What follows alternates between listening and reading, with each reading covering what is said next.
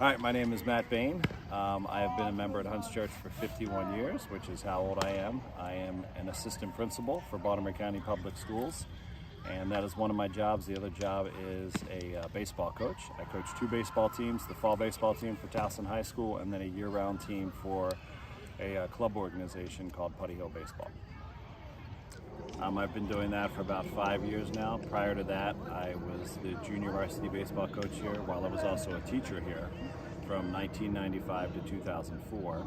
And then during those gap years, I've been just helping out on and off. Teacher and coach that I had here asked me if I would help coach the varsity team when I came back from college. He was still a teacher and coach here, so he was one of the reasons I went into teaching and coaching in the first place. So I was happy to jump aboard. His name is Bill Yaska.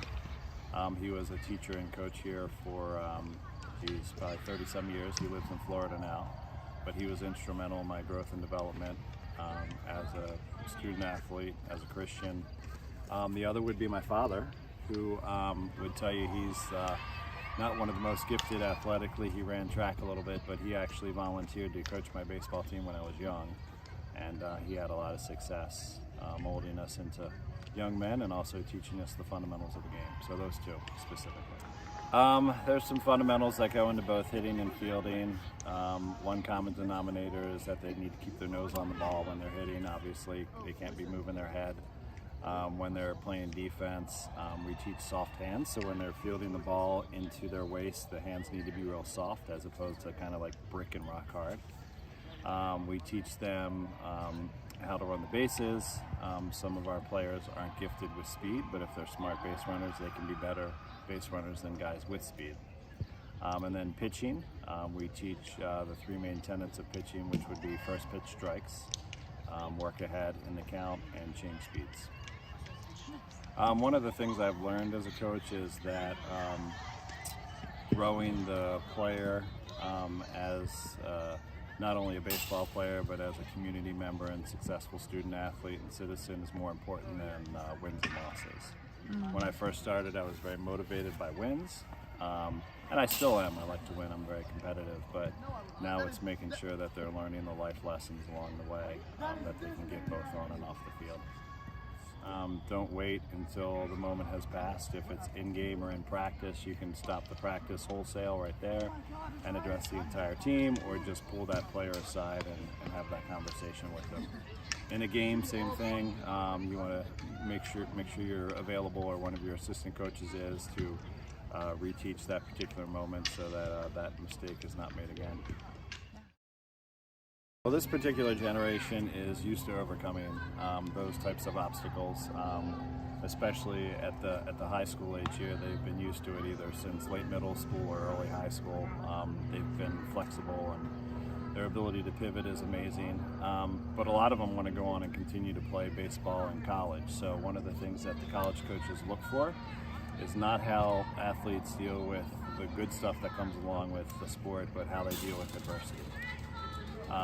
One of my assistant coaches on the other team that I coach played professional baseball for the Kansas City Royals, went to Purdue University, and he said that when Purdue's coach was at the game watching him play, he did horribly. He was walking guys around the bases and hitting them. He was a pitcher, and the coach offered him a spot after the game because of his preparation never changed, his attitude never wavered, he stuck with it, and even though his results weren't what he was looking for, that was the kind of athlete that coach was looking for. So the ability to overcome adversity is one of the biggest things we teach, whether it be small or large. Yes, they both take a lot of practice.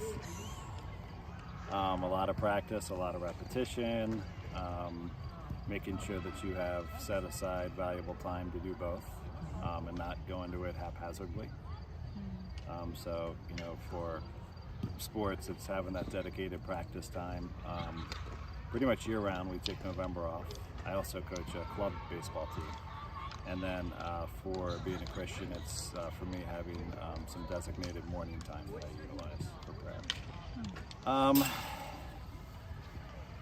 There have been so many. I mean, each team and each season, whether I played or whether I coached it, brings a lot of gifts along with it, whether it's watching the team succeed as a whole and an individual succeed on their own, Certainly winning a championship is always fun. Done that a few times with both my son and daughter in various sports. I too had that privilege when I was younger growing up and playing. But coming out of all of that is the camaraderie and the sense of unity, and how I still stay connected and my kids stay connected to those that they played on specific teams with.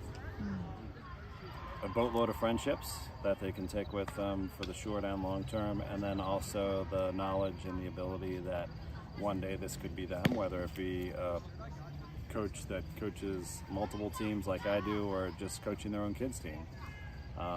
Reflecting back on that sense of team camaraderie that they felt with us, and then being able to implement that for their own children, and then all the drills and things that we have taught them, being able to teach those as well. So teaching a love for the game is also very important. Now, just some of my greatest memories have been, as a soccer, basketball, or baseball player and coach of all those sports, whether it be with my children, someone else's children, or me personally. It's been a lot of fun, with lots more to come.